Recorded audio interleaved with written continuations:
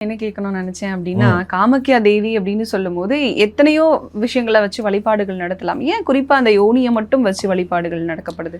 நம்ம சராசரியா பார்க்கும்போது அது ஒரு உறுப்பாவும் பார்க்குறாங்க. இல்ல அது ஒரு காமத்தின் அடையாளமாவும் பார்க்குறாங்க. சில சமயம் அது ஒரு கேவலமா பார்ப்பாங்க. ஆனா, நம்மள்துல என்ன பார்க்குறோம்னா, அத ஒரு தெய்வீகமா பார்க்குறோம். இதுதான் முக்கியம். நீ எப்படி வேணாலும் இருந்துக்கலாம். ஆனா, அதுக்கும் ஒரு தெய்வீகமா பார்த்து, அதுக்கும் ஒரு நான் ஒண்ணே சொல்லுவேன், அந்த தெய்வீகம் பார்க்கறதுக்கு ஒரு விஷயம் இருக்கு. அது இல்லன்னா உலகம் சிருஷ்டியே கிடையாது.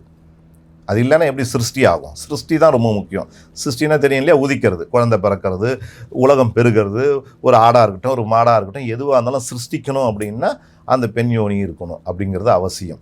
அப்படிப்பட்டதை ஒன்று தான் தெய்வீகமாக பார்க்கக்கூடிய ஒரு பழக்கங்கள் நம்ம இதில் உண்டு.